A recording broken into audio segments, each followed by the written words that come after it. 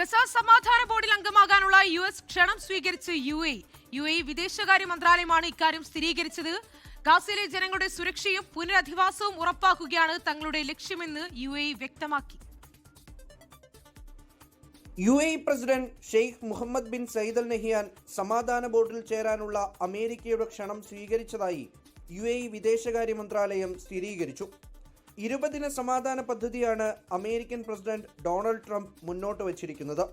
പദ്ധതി പൂർണ്ണമായി നടപ്പിലാക്കേണ്ടത് ഗാസയുടെ സമാധാനത്തിന് അത്യാവശ്യമാണെന്ന് കണ്ടതിനെ തുടർന്നാണ് ബോർഡ് ഓഫ് പീസിൽ അംഗമാകുന്നതെന്ന് ഉപപ്രധാനമന്ത്രിയും വിദേശകാര്യമന്ത്രിയുമായ Sheikh Abdullah bin Zayed Al Nahyan അറിയിച്ചു. എല്ലാവർക്കും സമൃദ്ധിയും സുസ്ഥിരതയും ഉറപ്പാക്കാനാണ് UAE ലക്ഷ്യമിടുന്നത്.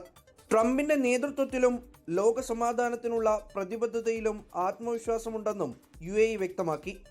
നേരത്തെ UAE അന്താരാഷ്ട്ര സഹകരണ സഹമന്ത്രി റീമൽ ഹാഷിമിയെ ഗാസ എക്സിക്യൂട്ടീവ് ബോർഡ് അംഗമായി നിയമിച്ചിരുന്നു.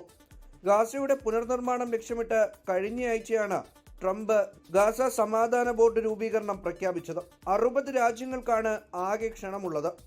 ഇന്ത്യൻ പ്രധാനമന്ത്രി നരേന്ദ്രമോദിക്കും ഡൊണാൾഡ് ട്രംപ് കത്തയച്ചിട്ടുണ്ട്. ഇക്കാര്യത്തിൽ ഇന്ത്യ ഇതുവരെ അന്തിമ നിലപാട് വ്യക്തമാക്കിയിട്ടില്ല. 24 ദുബായ്.